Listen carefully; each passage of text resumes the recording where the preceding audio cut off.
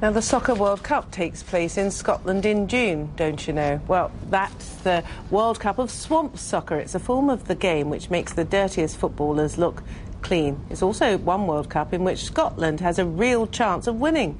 Scottish teams are literally hoping to make home soil count. Our self-appointed Swamp Soccer correspondent, Mike Bushell, explains.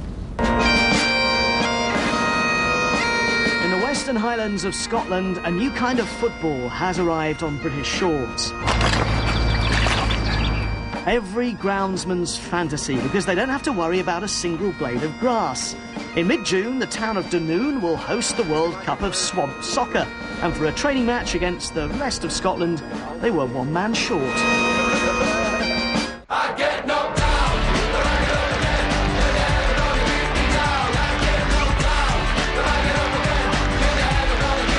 Swamp soccer is a great leveller. It's not necessarily those with the silkiest skills who shine. More often it's those who've tied on their boots the tightest. And at times, size does matter. They've been playing swamp soccer in Scandinavia for over a decade. And in 6 weeks' time, world champions Finland and teams from a dozen other countries will arrive here to challenge Scotland's finest for the sport's ultimate prize. And helping Dunoon is a professional Scottish FA football coach. Well, I think fitness is the first thing there, and good control, and then just run as fast as you can. Here we've got some fit guys, and then there's me, a fat bald bloke that still gets out and has just as much fun as everyone else. Cracking.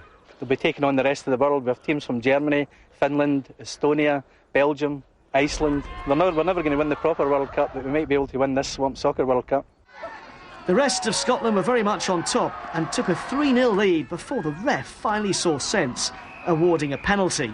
Now, set pieces are the easiest part of swamp soccer because you can just drop the ball onto your foot.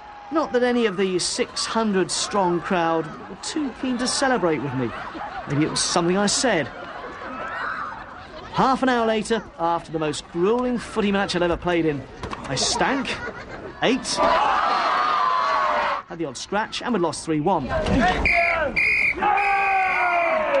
There was a lovely smooth feel to our skin, but even the traditional swapping of shirts proved a challenge for some.